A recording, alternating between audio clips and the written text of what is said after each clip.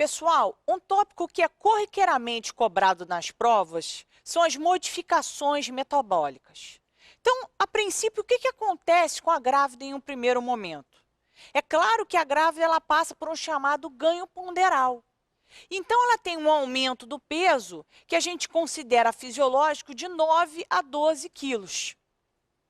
E por que acontece esse ganho ponderal? É claro, a gente tem um aumento do útero, a gente tem um aumento do líquido amniótico, a gente tem um aumento das mamas, que são preparadas para a futura lactação da puérpera, a gente tem o próprio crescimento e desenvolvimento do feto e da placenta, a gente tem um aumento do volume sanguíneo que é imprescindível para esse adequado aporte de nutrientes e de oxigênio. Também a gente tem um aumento dos depósitos de proteínas e gorduras para poder restabelecer os estoques maternos.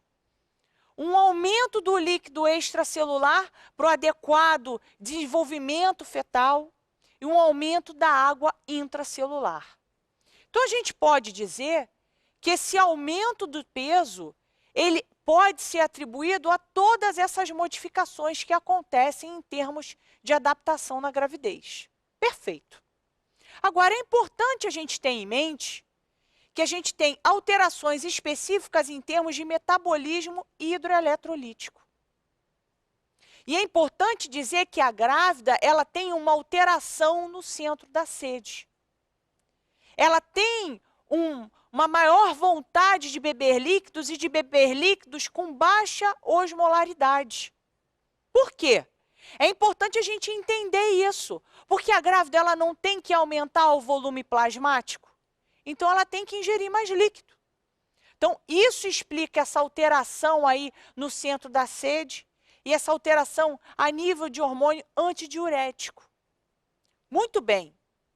E é importante dizer também que a grávida ela tem uma ativação do sistema renina-angiotensina-aldosterona no chamado hiperaldosteronismo secundário.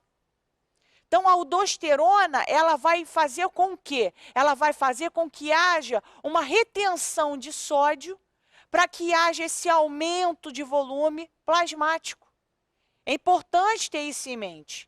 E é importante ter em mente que esse hiperaldosteronismo secundário, ele prevalece ao efeito natriurético da progesterona.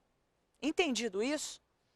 Então, isso explica por que a grávida consegue ter esse aumento do volume plasmático que é imprescindível para o adequado desenvolvimento da gravidez. Outra coisa que é importante é que a grávida ela precisa de proteína. Ela precisa de proteína para garantir um adequado desenvolvimento fetal. Então, obviamente, se ela precisa de proteína, ela tem um aumento da síntese de proteína e um aumento da utilização de aminoácidos. Então, é importante dizer aqui que, em termos absolutos, a gente tem um aumento das proteínas. Mas quando a gente dosa no sangue, dosa em níveis plasmáticos, a gente tem o quê? Uma diminuição das concentrações séricas das proteínas. Então, a gente tem uma diminuição da concentração sérica da albumina. É importante ter isso em mente. E esses resultados, eles aparecem para a gente por conta do quê? Da chamada hemodiluição. É importante ter isso em mente. Então, lembrar que a síntese proteica aumenta, que a gente tem um aumento da utilização desses aminoácidos, tudo para um adequado desenvolvimento fetal, mas que quando a gente faz a dosagem da concentração sérica das proteínas plasmáticas, a gente vê que elas estão baixas. E que isso se deve à chamada hemodiluição. Perfeito? Outra coisa que é importante é pensar em termos de metabolismo dos minerais. É importante ter em mente que a gente tem uma diminuição do cálcio e do magnésio, e do cálcio essa diminuição ela pode ser explicada por essa diminuição da albumina, lembrando aqui que ele fica ligado à albumina muitas das vezes, e chamando a atenção de que tanto o cálcio quanto o magnésio, eles são imprescindíveis em termos lá da bioquímica da contração uterina. Lembrar desse detalhe. E chamar a atenção de que a grávida tem um aumento das necessidades de ferro. Por quê? A grávida ela não precisa produzir mais hemácias, ela não precisa ter essas hemácias para garantir o maior aporte de oxigênio para o feto, então, obviamente, ela tem uma diminuição das reservas de ferro, ela tem um aumento dessas necessidades de ferro. E a gente vai chamar atenção disso quando a gente falar um pouquinho de assistência pré-natal. Chamar atenção também, gente, eu já falei de proteína, eu já falei de minerais, eu tenho que falar um pouquinho de carboidrato. Chamando a atenção aqui que a gente tem alguns hormônios que são imprescindíveis para que a gente tenha um adequado equilíbrio em termos de metabolismo de carboidrato. E a gente chama atenção que na gravidez predomina um efeito que é um estado chamado diabetogênico.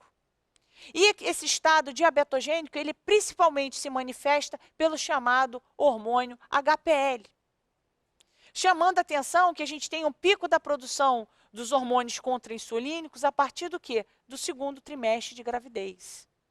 E aí, o que a gente vai ter em termos de ação? A gente vai ter um aumento da resistência periférica à insulina e vai ter um quê? Um estímulo à lipólise. E a gente vai ter também uma hiperplasia, uma hipertrofia das células beta-pancreáticas. A gente não sabe explicar ainda, não tem o detalhamento para explicar por que ela acontece, mas ela acontece. E é importante saber que todas essas alterações, elas acontecem porque o feto precisa de glicose. Então, é como se a mãe cedesse toda a glicose para o feto. E aí, com isso, gente, tem que lembrar que é por isso que a gente diz que a grávida ela tem o chamado estado diabetogênico. Ela tem uma hiperglicemia pós-prandial e ela tem a chamada hiperinsulinemia. Perfeito? Então, é importante lembrar que isso aí vai levar à chamada hipoglicemia de jejum, que é o que caracteriza aí esse estado diabetogênico da gravidez. Perfeito? Agora, se a gente já falou dos carboidratos, é claro que a gente tem que falar também um pouquinho dos lipídios. Chamando atenção aí para os hormônios contra-insulínicos, que eles estimulam o que é a chamada lipólise. Então, esses hormônios contra-insulínicos, eles fazem o quê? Um aumento dos triglicerídeos, que chega a ser de 3 vezes mais do que fora na gravidez, e um aumento dos ácidos graxos livres. Então, entendam vocês que todas essas alterações têm um objetivo principal de facilitar o desenvolvimento fetal por um maior aporte de nutrientes. Gorax dizia aqui que os esteroides também têm ação no metabolismo lipídico. A progesterona tem uma ação primordial, aumentando o quê? O LDL. E, por outro lado, o estradiol ele tem uma ação aumentando o quê? O HDL. Então, se a gente podia resumir aqui quais são as alterações metabólicas principais, são essas que a gente acabou de mencionar. Então, são essas que primordialmente você deverá memorizar para fins de prova de residência.